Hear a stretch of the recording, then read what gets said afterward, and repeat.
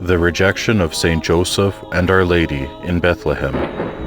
A reading from the Book of Joseph, Part 2, Chapter 1. Arriving in Bethlehem and searching for shelter, the holy couple was rejected by the innkeepers and residents. The town of Bethlehem was full of visitors coming to register for the census, which made for overcrowding and no vacancies.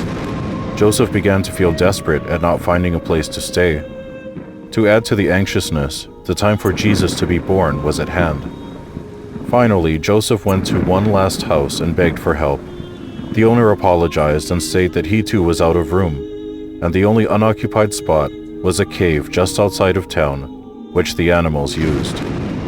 Joseph, it turns out, was familiar with the cave, as he would often pray there as a child. Joseph accepted the man's suggestion, feeling relieved, but also ashamed. Joseph felt as though he had failed, that he could not do better for his beloved, and his most pure heart was pierced with sorrow.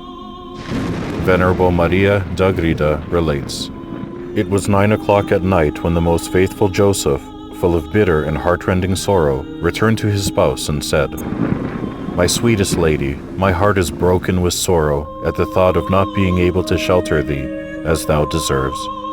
One traditional prayer, the 30 Days Prayer to Saint Joseph, found in the Devotions, Sacramentals, and Shrines section of this book, refers to the weariness of Saint Joseph in Bethlehem. "I ask my favor by the weariness and suffering you endured when you found no shelter at the inn of Bethlehem for the Holy Virgin, nor a house where the Son of God could be born. Then, being everywhere refused, you had to allow the Queen of Heaven to give birth to the world's Redeemer in a cave." Not only was our Lord's birth in Bethlehem predicted in the Old Testament, but also the surroundings in which he was to be born were envisioned. The rejection of the townspeople, and the presence of animals at his birth. "The ox knoweth his master, and the ass his master's crib. But Israel hath not known me, and my people hath not understood." Isaiah 1:3. In the Gospel of St. Matthew, an appropriate phrase can also be applied to the rejection in Bethlehem.